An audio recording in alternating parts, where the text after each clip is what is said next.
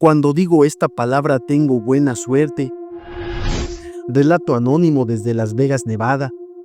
Hola Pepe, lo que estoy por relatar no sé si me lo crean y honestamente no me importa. Solo sé que hay cosas que no tienen explicación y que a veces las palabras que uno se guarda son las que más pesan. Yo he cargado con esta historia desde hace años y ahora que por fin puedo dormir tranquila, decidí contártela. Yo soy de un pueblo pequeño del sur de Chihuahua, cerca de Hidalgo del Parral, un rancho como tantos, con calles de tierra, iglesias viejas y casas de adobe que se caen a pedazos. Allá la vida es dura y lenta. La mayoría de los jóvenes, si no terminan en la maquila o con los de la sierra, se van y yo decidí irme. Mi destino era Agua Prieta, Sonora, porque de ahí salía el cruce. Tenía un contacto que me había conseguido un coyote confiable, de los que no te dejan tirado. Un día antes de salir, mi mamá me llevó con don Celestino, un brujo del pueblo. Vivía en una casa vieja a las afueras, entre huizaches y gallinas sueltas. Yo no creía mucho en esas cosas, pero mi mamá sí, y a veces uno hace lo que sea por no preocupar a la jefita. Don Celestino era un hombre flaco, moreno y encorvado, con una mirada que parecía ver a través de ti. Me limpió con hierbas, huevo y copal, murmuraba oraciones en voz baja y en un momento se quedó callado con los ojos cerrados.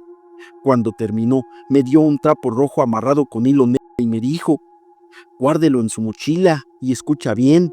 Cuando estés en el desierto, si algo va mal, si sientes que ya no puedes más, di mi nombre 3 veces. No importa la hora, no importa dónde estés, yo estaré para ti.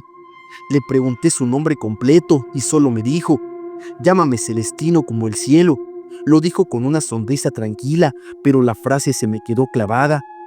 Al día siguiente llegamos a Agua Prieta, era la última parada. Ahí conocí al resto del grupo, 6 personas, la mayoría del centro del país, y un joven de Veracruz que ya había intentado cruzar una vez. El coyote se llamaba Martín, era un hombre de bigote con gorra y botas de piel de víbora. Nos dijo que todo estaba bajo control y que cruzaríamos caminando una media hora por el desierto, nada más para rodear un cerco, que no lleváramos mucho, que no pesáramos la mochila. Así que por confiada no llevé agua. Esa noche a las 11 nos recogió una camioneta y nos dejó a las afueras del pueblo. Caminamos por veredas de tierra hasta llegar a un punto donde la maleza era casi nula. El desierto se había como un océano de silencio, nada más se escuchaban nuestros pasos y el crujido de las piedras bajo los zapatos. Después de una hora, el coyote nos dijo que al medio kilómetro que íbamos a caminar se había extendido un poco más, porque los drones de la patrulla estaban muy activos esa semana. Yo sentí un nudo en el estómago, pero seguí caminando. Pasaron 2 horas, luego 3. A la cuarta ya no sentía los pies. Todo era oscuridad y frío. El desierto de noche no es como lo pintan, es helado, hostil y cada sombra parece un animal.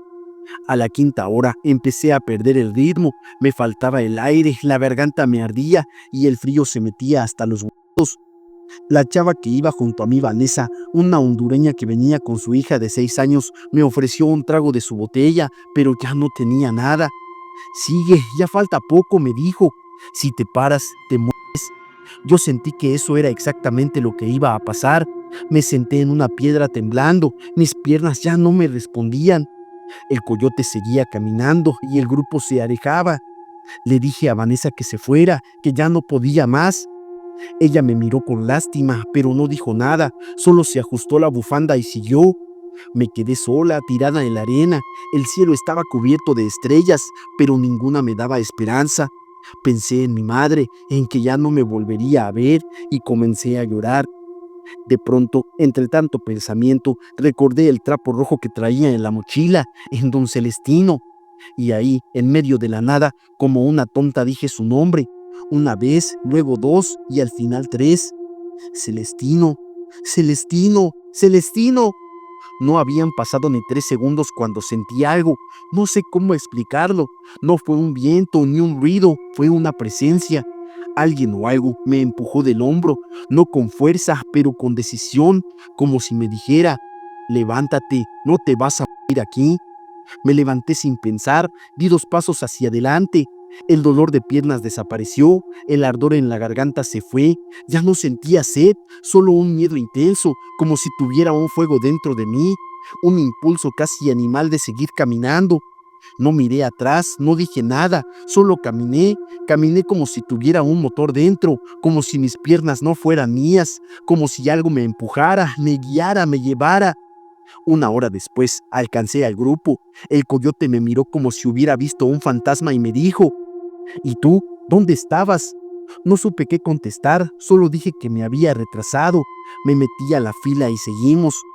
Esa misma madrugada llegamos a una cabaña abandonada donde nos escondimos todo el día. Al siguiente día cruzamos el último tramo hasta una casa en Douglas, Arizona. Desde ahí nos separamos. A mí me llevaron a Tucson, luego a Phoenix y de ahí a Las Vegas, donde una prima me dio asilo. Pasaron semanas antes de que me atreviera a contar lo que me pasó. Ni siquiera a mi mamá se lo dije al principio, pero no lo olvidé y nunca solté el trapo rojo. Hace unos meses hablé con ella por teléfono y le pregunté por don Celestino y me dijo algo que me dejó helada. ¿No supiste, mija?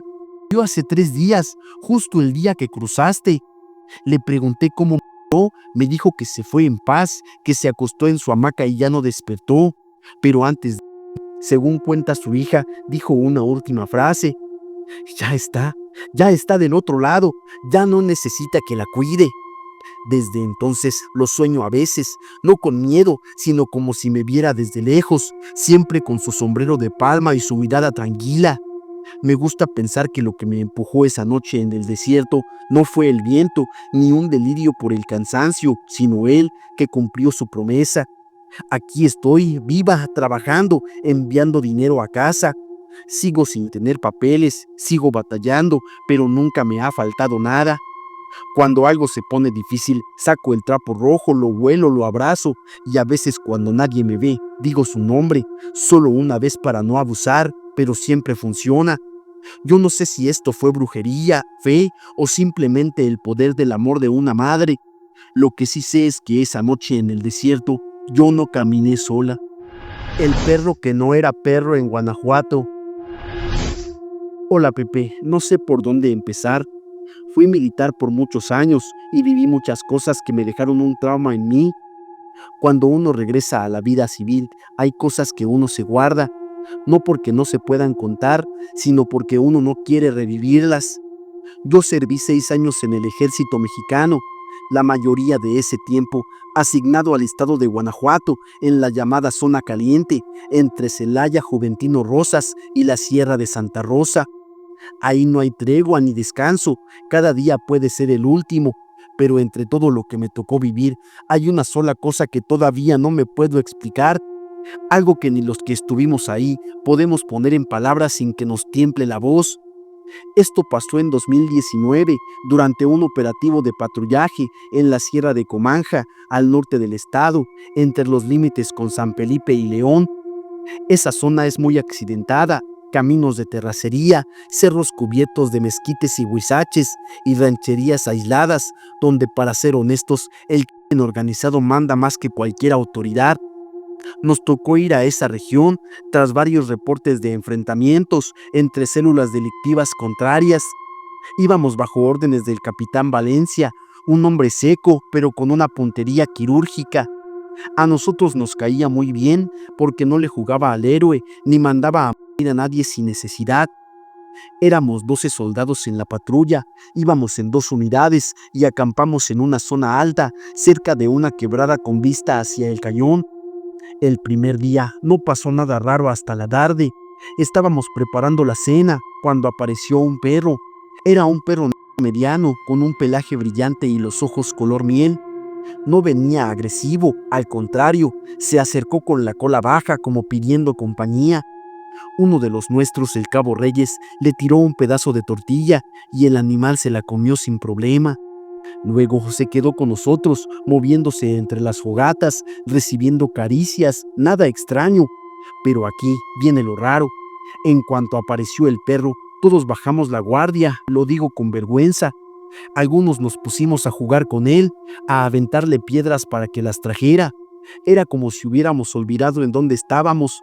El capitán se molestó, claro, y nos ordenó volver a nuestras posiciones. Justo entonces, te juro, empezaron los disparos. Fueron ráfagas desde el cerro opuesto, nos habían rodeado. No entendíamos cómo diablos se nos metieron sin que nadie los detectara. Afortunadamente, estábamos bien armados y respondimos con rapidez. Fueron más de 20 minutos de fuego cruzado. Al final, abatimos a 6 agresores. Ninguno de los nuestros cayó, aunque hubo 2 heridos leves.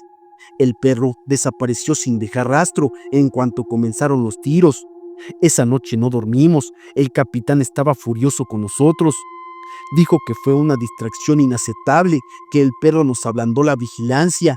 Lo raro es que al día siguiente el mismo perro regresó, exactamente igual, mismo color, misma forma de mirar. Esta vez no jugamos con él, pero varios no pudieron evitar acariciarlo. A los pocos minutos, otra emboscada, esta más breve, más torpe, 3 agresores, todos muertos al final. El perro volvió a desaparecer en cuanto empezó la balacera. Esa noche el capitán se quedó en silencio. Lo vi caminar solo hasta el borde del campamento mirando al cerro. Parecía que estaba haciendo cuentas en su cabeza. El tercer día, justo cuando empezaba a oscurecer, el perro apareció otra vez.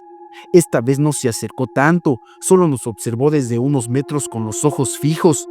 El capitán no dudó y gritó: «¡Dele ya!». Todos nos quedamos paralizados. Nadie quería matar a un perro, pero el capitán levantó su arma y sin dudar le disparó al pecho. El animal cayó al instante. No hizo ruido, no se quejó, solo se derrumbó como un costal. Nos ordenó cavar una fosa cerca de una piedra grande, una roca blanca que tenía forma de cruz, y ahí lo enterramos. El aire estaba quieto, nadie habló. Cuando terminamos, el capitán dejó una marca en el tronco cercano. «Regresaremos aquí en una semana exacta», dijo. Cumplimos otras misiones esos días, alejándonos de ese punto, pero llegó el 7.º día y volvimos a ese sitio. El capitán nos ordenó desenterrar el juego. Íbamos con pala en mano, sin saber qué esperábamos.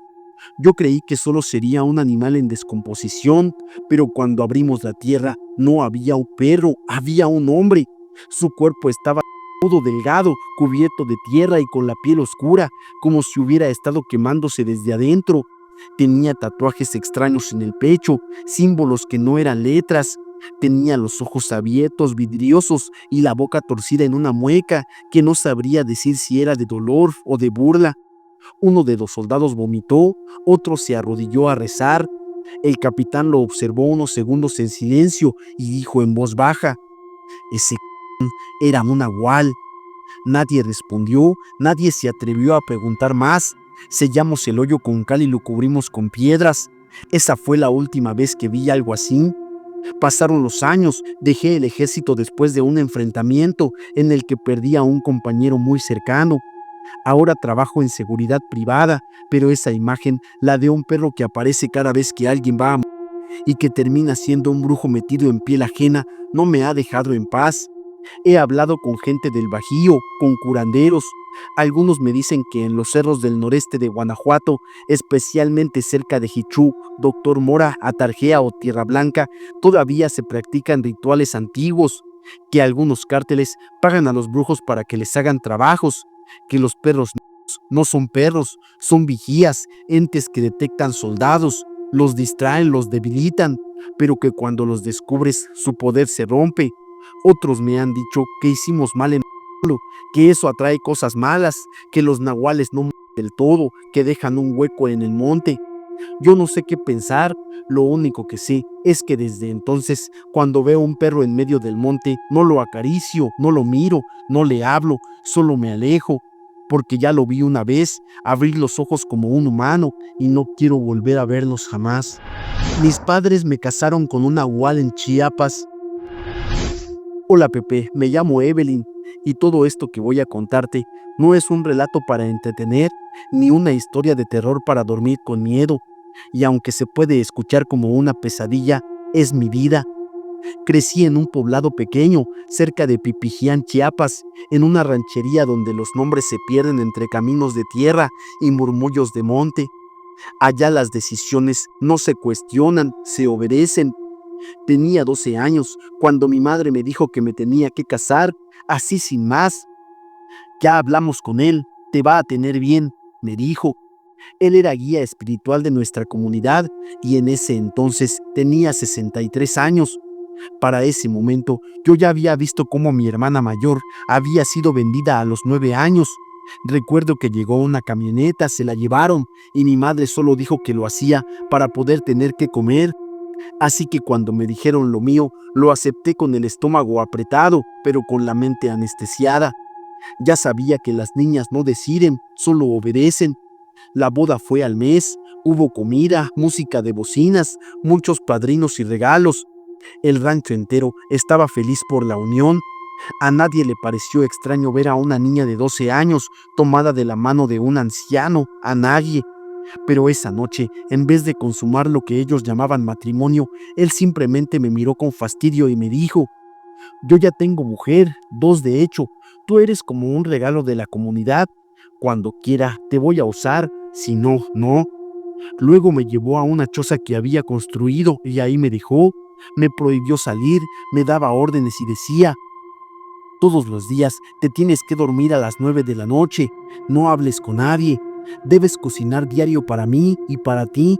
Si no llego a comer, debes tirar la comida. Yo era una niña, pero ya sabía cocinar, lavar, obedecer. Lo único que no sabía era cómo escapar, pues a pesar de que me enseñaron a obedecer, yo sola aprendí a decidir y no quería esa vida para mí.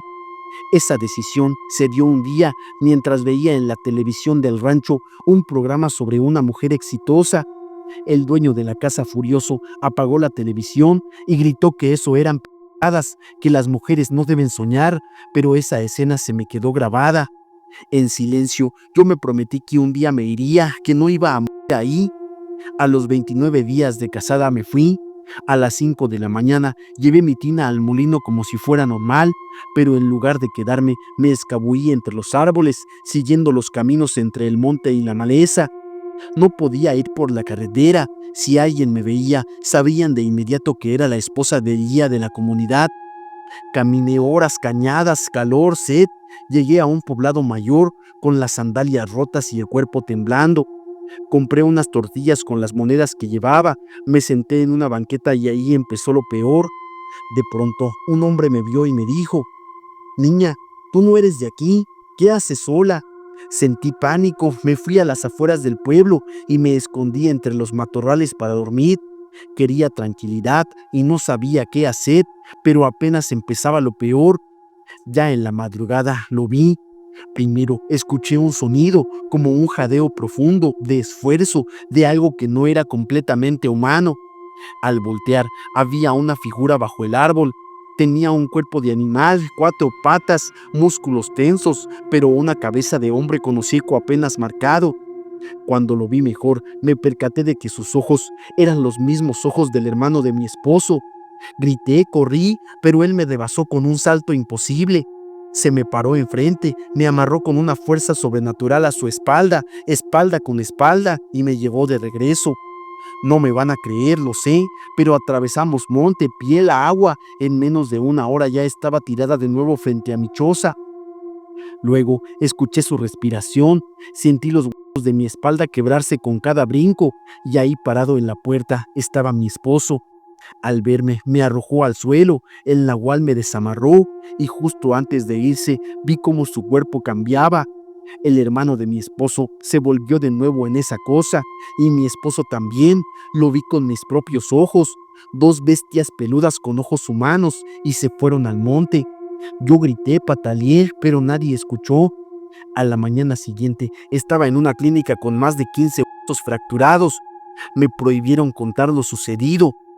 Jamás digas lo que viste, me dijo mi esposo. Yo tengo ojos en todos lados, no importa dónde te escondas, te voy a encontrar. Y lo peor es que era cierto. Después de eso pasaron los años. 4 hijos tuve con ese hombre, no por amor, por obligación, por terror, por encierro. Y aún así, lo más espantoso era cómo me hablaba desde adentro de la mente. Si yo miraba a un muchacho guapo en la calle, era como si él me castigara desde lejos. Era como si lo supiera todo, como si habitara en mi cabeza. Un día llegó un circo al pueblo. Para ese tiempo mi esposo ya estaba muy enfermo, viejo, casi inválido. Yo llevé a los niños y ahí conocí a uno de los muchachos del circo. Le pregunté si me podía ayudar a escapar. Me dijo que sí, pero quería mi cuerpo a cambio. Para ese momento ya nada me sorprendía. Así son todos los hombres, así que accedí. Días después me subió a un camper y me sacó rumbo a la capital del estado. Desde ahí conseguí otro transporte hasta Puebla, otro camionero, otra noche que perdí mi dignidad con ese hombre y lo peor, con mis hijos dormidos a un lado. ¿Creen que me detuvo la vergüenza? No, uno huye del infierno, lo único que importa es sobrevivir. En Ciudad de México empecé desde abajo. Una señora buena me dio un lugar donde vivir y comida a cambio de trabajo. No tenía ni un peso, pero tenía libertad. Y aún así en las noches lo veía, a veces como un holograma, a veces como una sombra. Su voz susurraba cerca de mi oído. Te voy a encontrar, ya casi me curo, ya voy por ti. Yo nunca supe cómo lo hacía, pero él sabía dónde estaba. A veces lo veía parado en la esquina de mi cuarto con su forma de bestia. Me juró que regresaría por mí, hasta que un día simplemente murió. Solo entonces respiré. Hoy mis hijos ya son adultos. Hice todo lo que pude para darles otra vida. Nunca les hablé del pasado. Les dije que huimos porque su padre debía dinero. Nunca les conté lo del nahual. Nunca les hablé de la espalda rota ni de la mente invadida. Les di silencio porque merecían una vida nueva. Pero yo sé lo que vi, lo que viví, y aunque ya pasaron muchos años, hay noches en las que aún siento el calor de su lomo peludo y los brincos imposibles que me dejaron el cuerpo roto. Eso no se olvida. Fui esposa de un nahual, fui amarrada a su espalda como una carga y sobreviví para contarlo. Soy físico matemático y soy testigo de que los nahuales existen. Hola Pepe, espero que te encuentres muy bien. Me llamo Tomás, soy físico matemático egresado de la UNAM, con estudios de posgrado en el Instituto Max Planck de Alemania. A mis 53 años he publicado en revistas indexadas, dado conferencias en Princeton y participando en experimentos de vanguardia sobre materia oscura. Pero mi mayor descubrimiento no está en ninguna publicación científica, porque nadie lo creía, al menos no todavía. Toda mi investigación comenzó hace 15 años, cuando mi padre murió. Él era ingeniero civil, un hombre de lógica estricta, pero también un gran creyente de lo que él llamaba el otro plano. Cuando yo era niño, solía contarme historias de su pueblo en Puebla, donde aseguraba haber visto una bola de fuego que lo siguió por un camino de tierra, o una bruja que tomó forma de guajolote. De niño me maravillaban sus relatos, pero cuando crecí me reía, aunque él no. Durante su velorio me quedé solo en la sala. La casa estaba en silencio, todos dormidos o ausentes.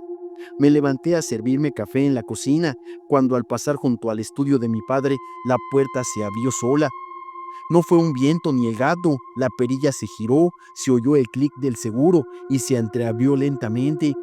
Me acerqué, empujé la puerta y en el escritorio sobre la vieja libreta de ingeniería que usaba mi padre había una frase escrita con bolígrafo que decía: la fórmula está en el pulso del universo. Lo tomé como una coincidencia, tal vez él lo escribió antes de fallecer, pero no recordaba haberlo visto antes. Me obsesioné con esa frase durante meses. ¿Qué significaba? ¿Era poesía, delirio o un mensaje real? Entonces me puse a estudiar. Comencé a aplicar modelos matemáticos clásicos a lo que antes consideraba basura supersticiosa, y para mi sorpresa, algunas cosas empezaron a tener sentido, y aquí te dejo un resumen de mi investigación. Mi primera observación se basó en los fantasmas y campos electromagnéticos. Para esta investigación, en el año 2014, viajé a Real de 14 San Luis Potosí por una conferencia. Una noche, una colega me llevó a la antigua mina de Ogarrio, donde según los locales se aparecían almas en pena. En un pasadizo sentí un frío inexplicable y mi reloj de pulsera dejó de funcionar. Al ver eso, mi colega me dijo: aquí murió un niño atrapado durante un derrumbe. A veces se oyen sus pasos. La realidad es que no vi al niño, pero sí noté que mi medidor EMF, campo electromagnético, que uso en estudios de radiación ambiental, marcó valores anómalos durante varios minutos. En condiciones normales, esos picos no deberían ocurrir bajo tierra, sin fuentes eléctricas y menos con patrones cíclicos.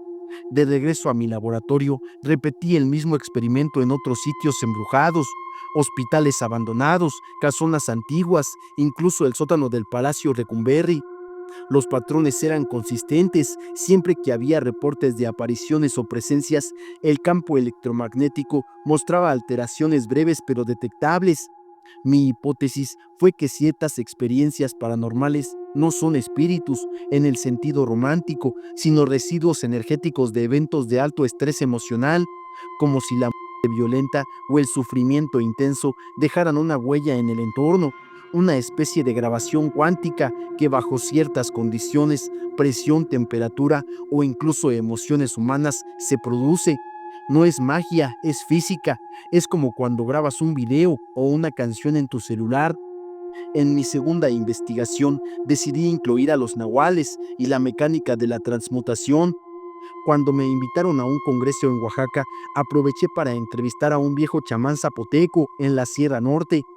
Le pagué por dejarme documentar su cambio a nahual en una ceremonia. Él aseguraba convertirse en un jaguar. Yo, por supuesto, fui escéptico, pero lo que presencié fue desconcertante. El anciano cayó en trance, su cuerpo comenzó a convulsionar y aunque no cambió físicamente, el ambiente se alteró. El aire se volvió denso, cargado, los sonidos del bosque cesaron por completo. Hubo un momento en que cuando la transformación estaba en su punto máximo, una luz me cegó por unos segundos y los aparatos que llevaba para grabar las evidencias se apagaron. Fue como si la energía tan fuerte que se sintió en el clímax de la transformación los hubiera sobrecargado. Cuando abrí los ojos, no vi al chamán, pero sí escuché gruñidos y vi huellas frescas profundas de un felino grande, recién impresas en el barro. 5 minutos después, el hombre volvió a aparecer, sudando, tembloroso. Estuve ahí, dijo, y tú también. En mi investigación encontré registros de individuos capaces de alterar su percepción sensorial y biocampo mediante meditación profunda y uso de alucígenos naturales. Lo más interesante fue que las cámaras térmicas mostraban picos de calor alrededor del sujeto, como si otra entidad, una forma energética, coexistiera brevemente en el mismo espacio-tiempo. Es una aplicación rudimentaria de lo que en física cuántica llamamos superposición de estados.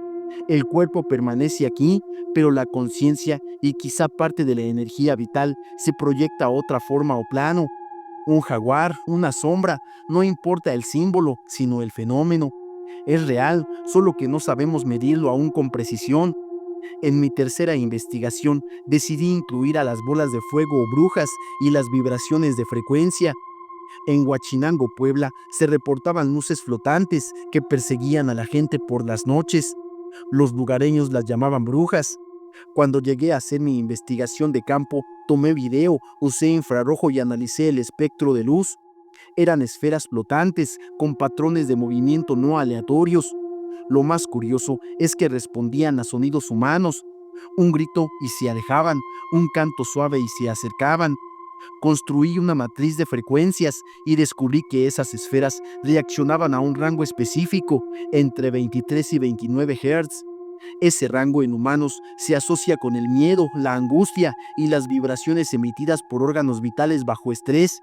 Y sí, estas brujas no son entidades malignas, sino formas de energía autónoma, quizá naturales, quizá generadas por el mismo planeta, que se sienten atraídas por nuestro campo vibracional. No estamos siendo casados, tal vez solo somos faros para ellas. Mi última investigación es sobre los viajes en el tiempo. Esto es más difícil de aceptar, pero yo mismo lo viví. En 2022, mientras trabajaba con un equipo suizo en un experimento sobre manipulación de neutrinos, ocurrió una falla en el sistema de aislamiento temporal. Estuve expuesto a una frecuencia de vibración que no debía haber cruzado el umbral de seguridad. Durante 0.07 segundos, según el registro del reloj térmico, mi mente se fue. Me vi en la infancia, en la cocina de mi madre. Sentí el calor de su olla, el olor del arroz con leche. Luego me vi a mí mismo viejo, en una cama solo mirando la lluvia por una ventana, todo esto en fracción de segundos. Al despertar, mis signos vitales estaban estables, pero algo había cambiado. Recité de memoria un poema que aún no había escrito, lo confirmé meses después, cuando al escribirlo por impulso noté que ya lo había vivido. No fue un sueño, fue una dislocación de conciencia inducida por frecuencias subcuánticas. En términos simples, toqué una rendija en el tejido del tiempo, como una cuerda vibrando al doble de su frecuencia. Mi conciencia saltó a puntos distintos del mismo eje. Mi conclusión fue el universo como resonador de conciencia. Y pues bueno, después de todo lo que he vivido, no puedo seguir negando lo que es evidente. Hay planos, frecuencias, patrones vibracionales que aún no comprendemos completamente, pero que interactúan con nosotros. Fantasmas, brujas, nahuales, apariciones, no son mitos, son fenómenos reales medibles, aunque aún no completamente explicables por las herramientas convencionales de la ciencia. La diferencia entre un científico y un loco está en el método. Yo no creo por fe, creo por evidencia. He aprendido a no burlarme de los relatos de los pueblos. En sus metáforas hay verdades profundas. Una bruja puede ser una entidad de plasma que reacciona a la emoción humana. Un nahual, una conciencia expandida a través de un estado de trance. Un fantasma, una resonancia electromagnética atrapada en una estructura física.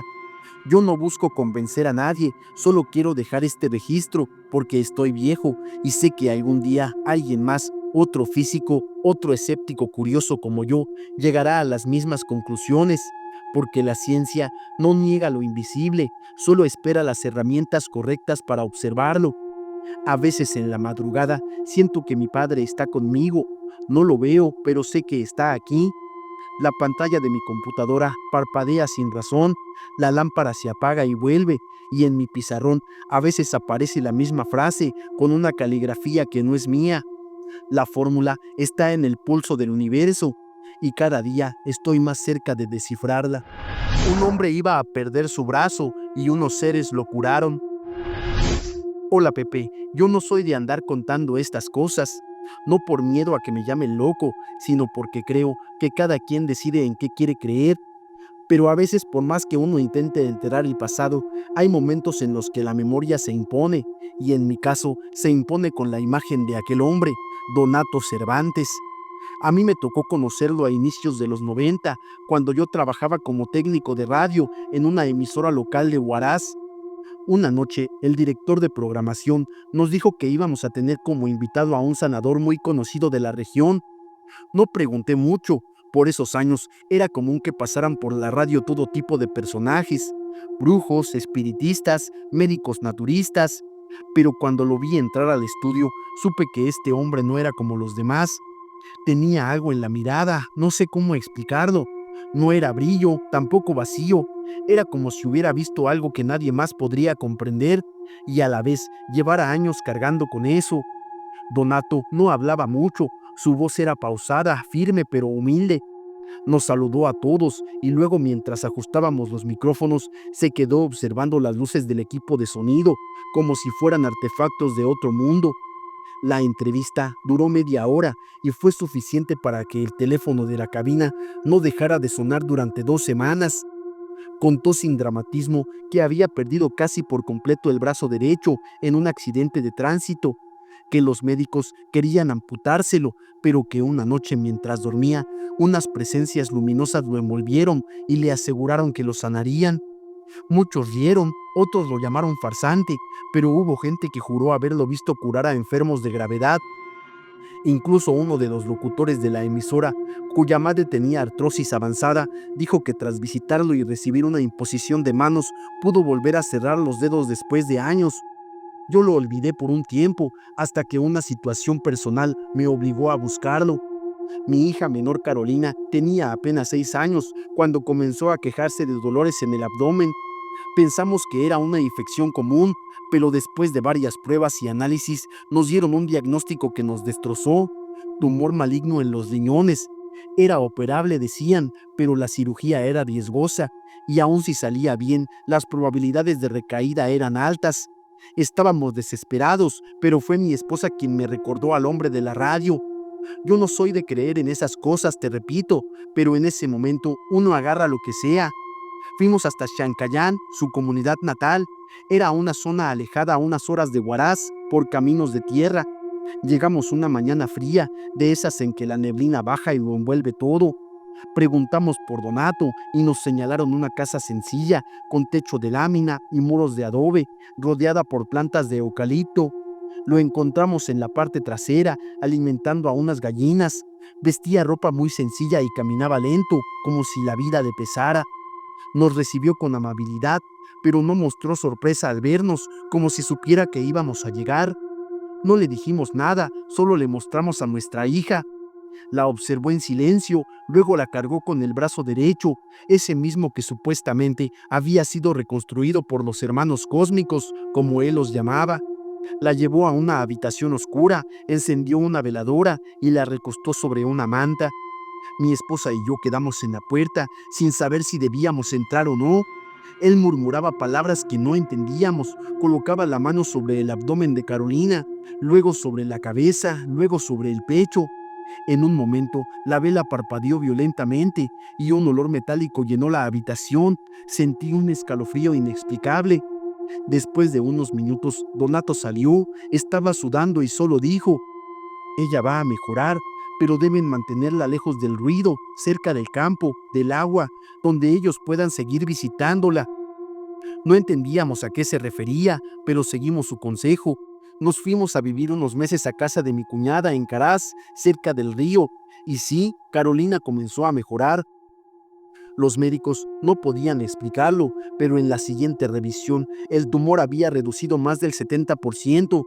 Finalmente, desapareció sin necesidad de operación.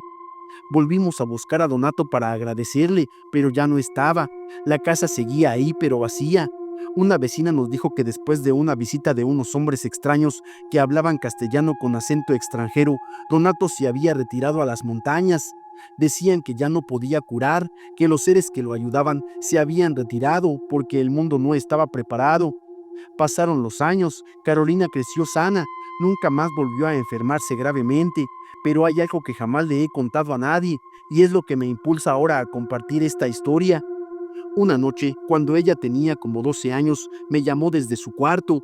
Dijo que había soñado con el señor del brazo de metal, así lo llamó ella, y que él le hablaba con un idioma extraño, pero ella no lo podía entender. Me dijo que la cuidaban desde arriba, que le habían marcado con una luz.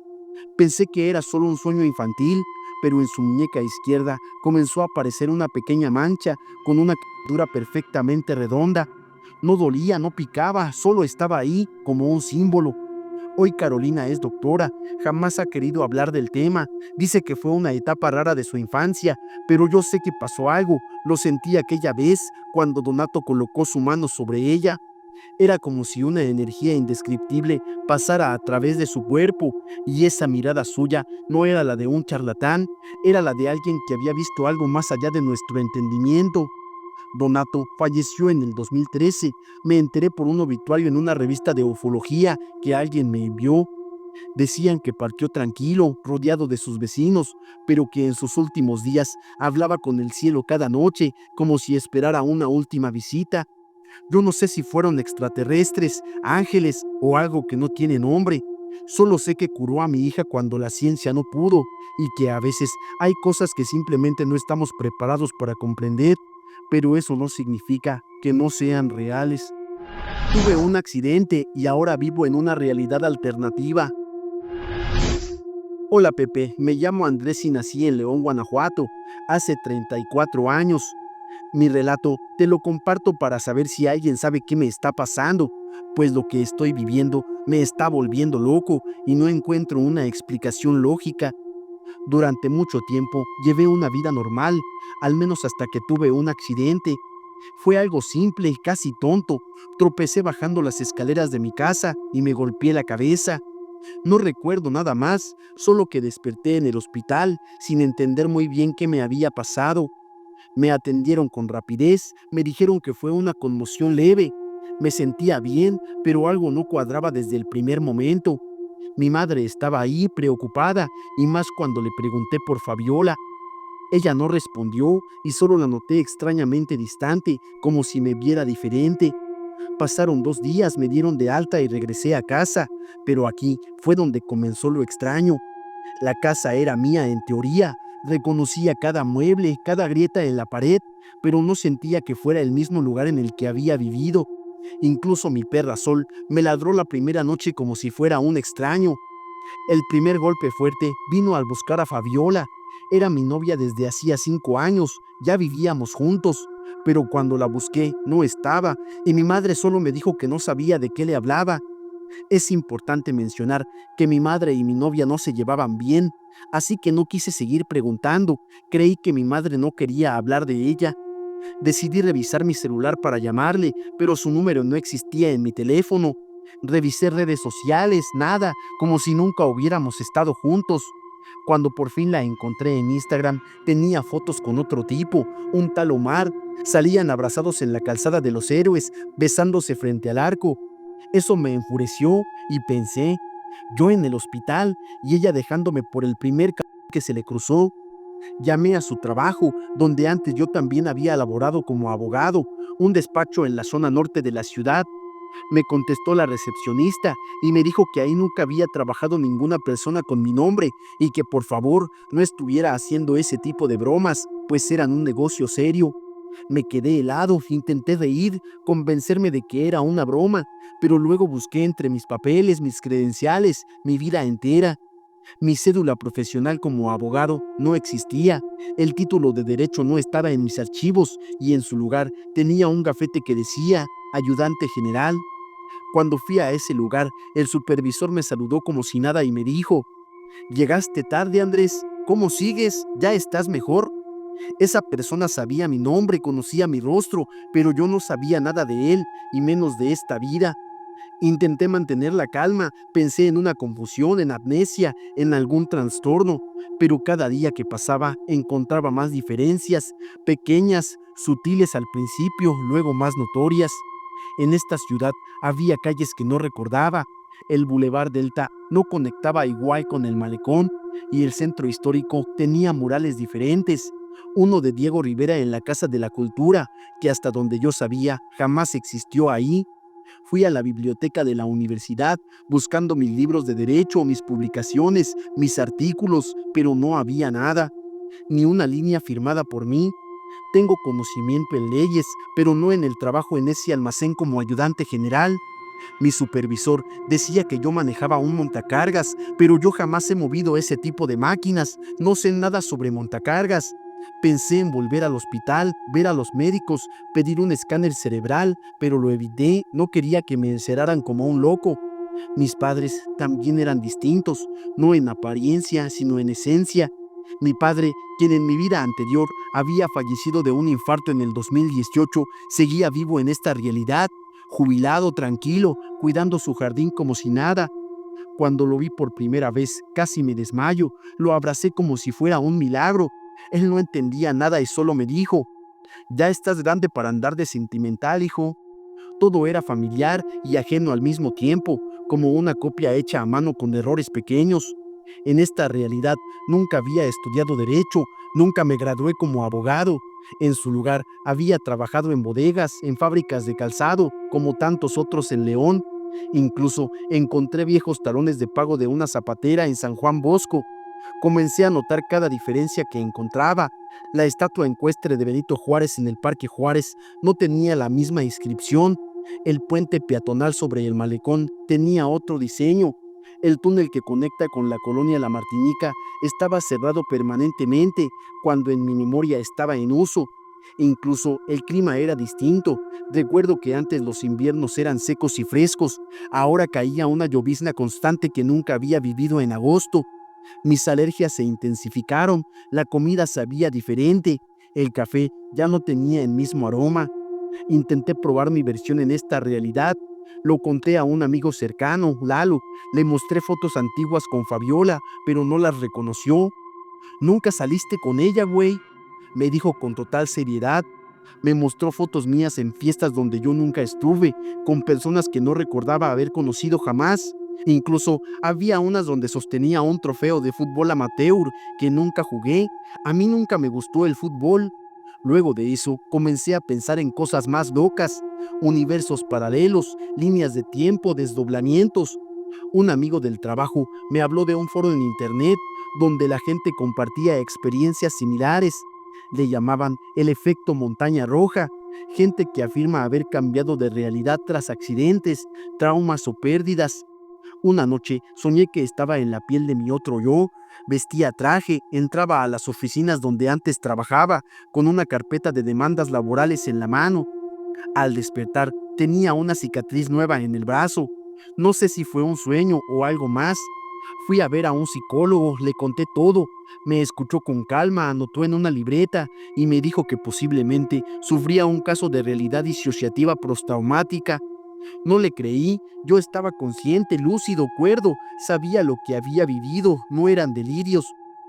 Una noche volviendo del turno nocturno, pasé por el templo expiatorio, me senté frente a la escalinata, mirando las gárgolas, eran distintas. Había una con las alas abiertas, que juraría no estaba ahí antes, y mientras la observaba, una señora se sentó a mi lado, me miró fijamente y me dijo: «Tú no eres de aquí, ¿verdad?». La miré sin saber qué decir. «No te preocupes», continuó diciendo, «a veces nos cambian de lugar, no siempre por error, a veces porque ya no nos querían allá». Le pregunté quién era y dijo: «Alguien que también despertó en otro lado, solo que yo sí me adapté». Se fue caminando hacia el atrio y se perdió entre las sombras. Desde entonces no he vuelto a verla, no sé cuánto tiempo más estaré aquí. Esta realidad tiene cosas que me duelen, pero otras que no están tan mal. Mi padre sigue vivo, tengo un trabajo estable, aunque no sea lo que soñé, y apenas me estoy adaptando. A veces me encuentro mirando la ciudad con otros ojos, el bullicio de los tianguis, el olor de los tacos, la música de banda saliendo de un bar. Todo parece nuevo, aunque siempre haya estado ahí. No he dejado de buscar una forma de volver, pero cada día que pasa dudo si realmente quiero hacerlo. Y si esta es mi segunda oportunidad, y si la otra vida no era tan real como creía. Le hice una autopsia a una sirena en la Ciudad de México. Hola Pepe, espero que te encuentres muy bien. He estado escuchando tus relatos de sirenas y decidí compartirte el mío.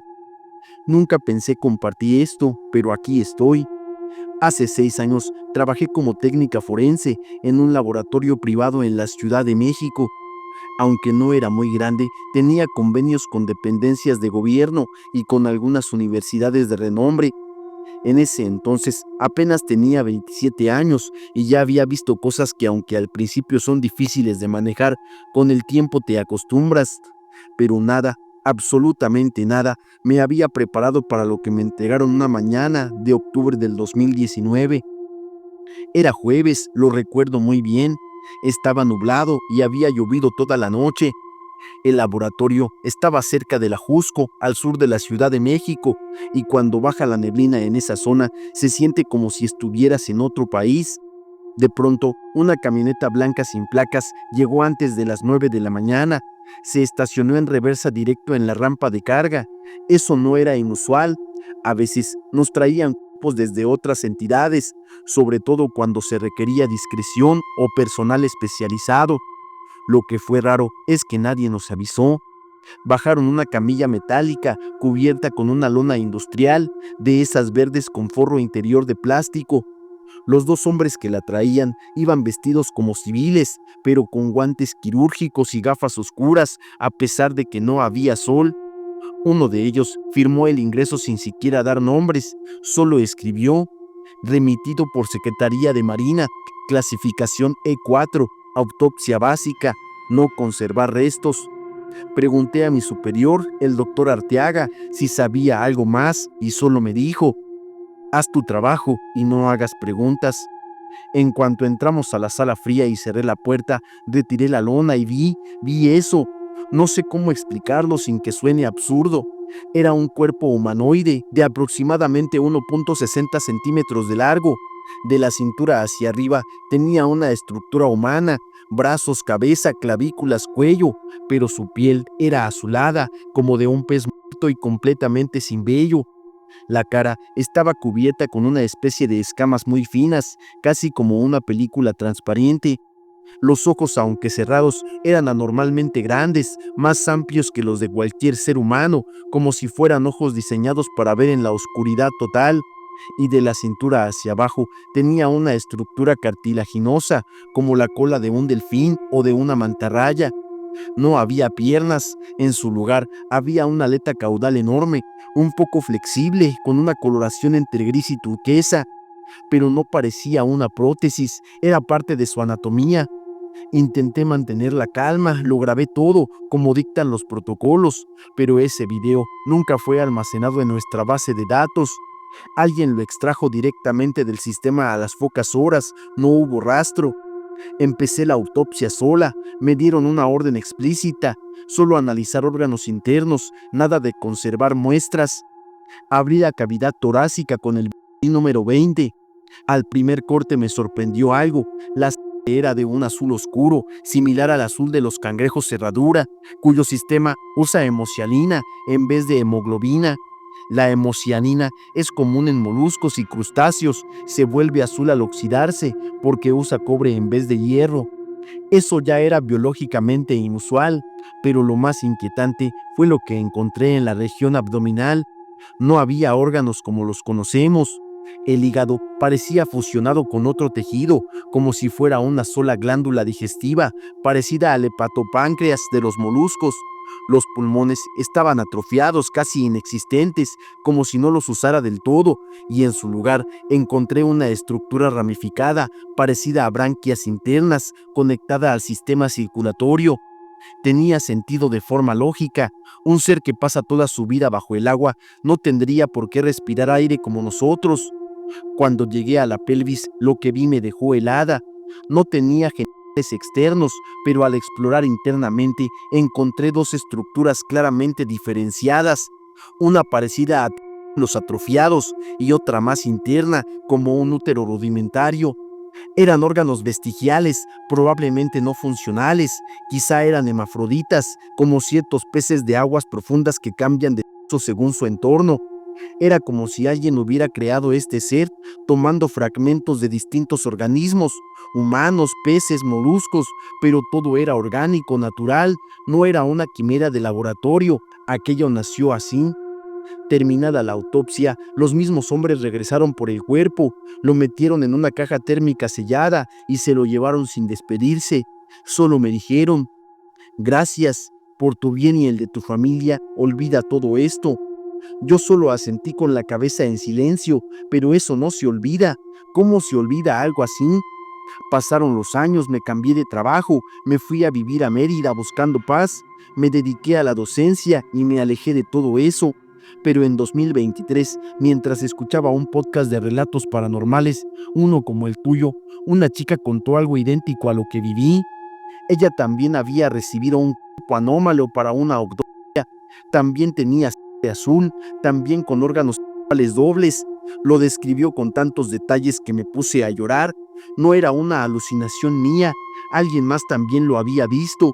Y luego vino lo que me dio más miedo. El conductor del podcast comentó casi como broma que Estados Unidos lleva años invirtiendo cantidades absurdas en exploración oceánica, más que incluso en la exploración espacial, y es verdad.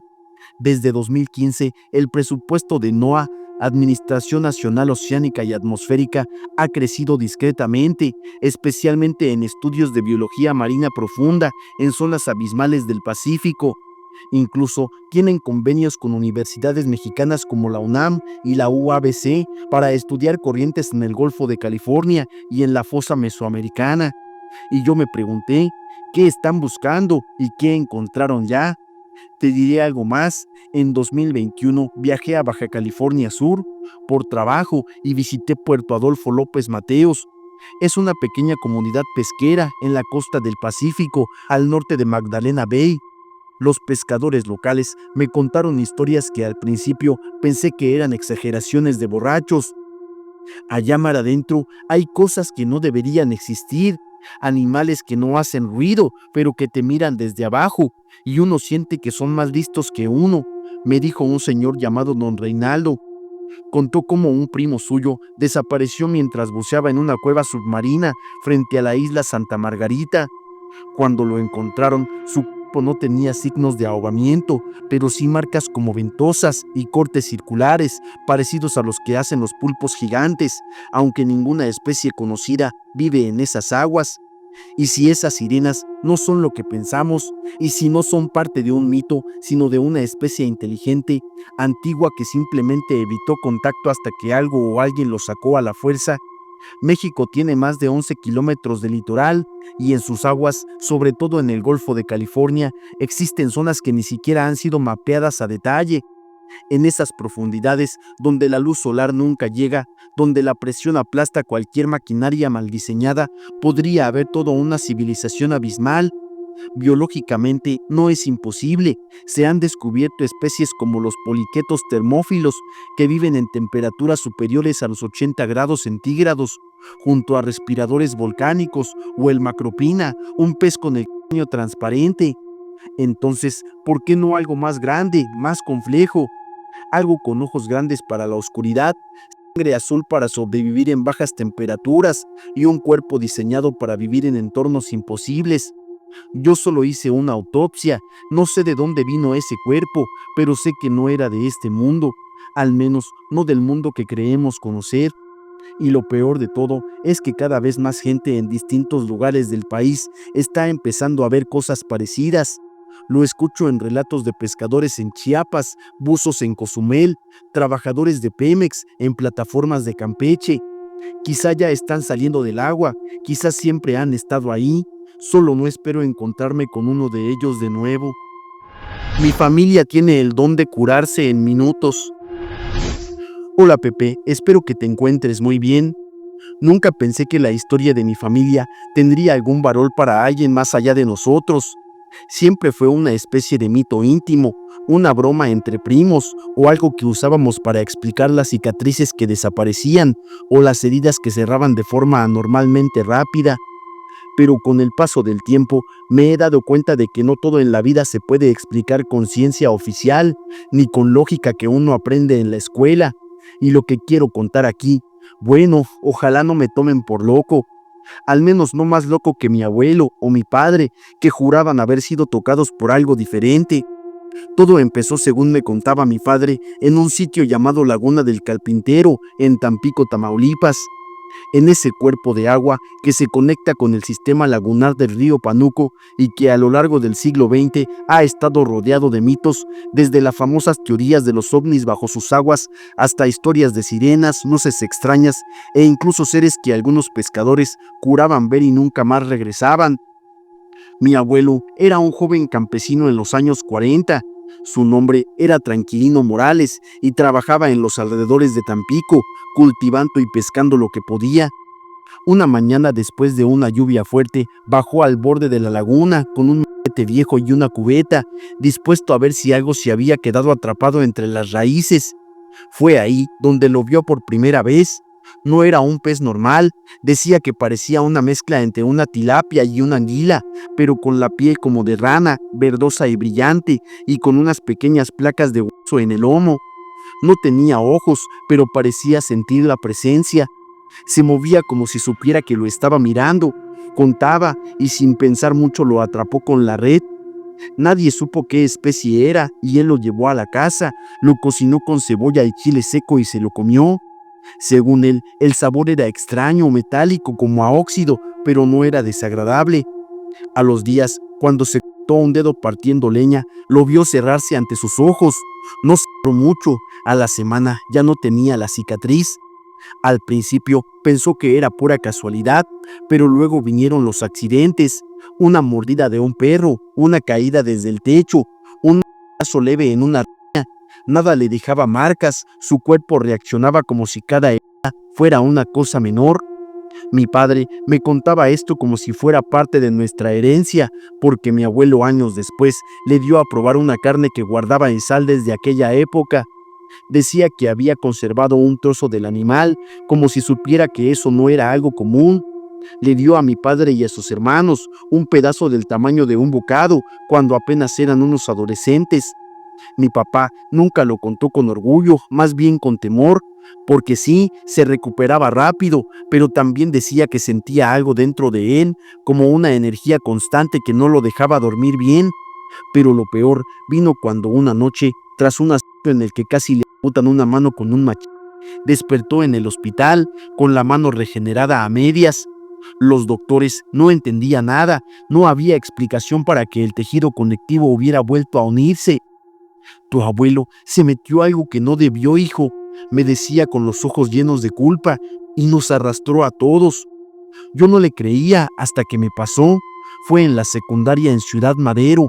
Me caí de una moto sin casco directo contra la banqueta. Mis amigos gritaron, la gente salió de las casas, mi cara estaba destrozada, pero cuando me llevaron a urgencias, me limpiaron la sangre, me tomaron las placas y lo único que vieron fue una fisura leve en el pómulo. Al mes ya ni la cicatriz se notaba. Después vinieron otras cosas, me cortaba cocinando y el corte se cerraba en minutos. Una vez me torcí el tobillo en un partido y al día siguiente caminaba sin problema. Cuando tenía 12 años me rompí un diente de leche y al día siguiente había otro en su lugar, como si jamás lo hubiera perdido. Mi mamá se asustaba, mi padre evitaba hablar del tema y mi abuela, que era testigo de Jehová, decía que teníamos al diablo en la sangre. Con los años empecé a entender que había una especie de patrón, una especie de regalo o maldición que se heredaba, pero no era constante.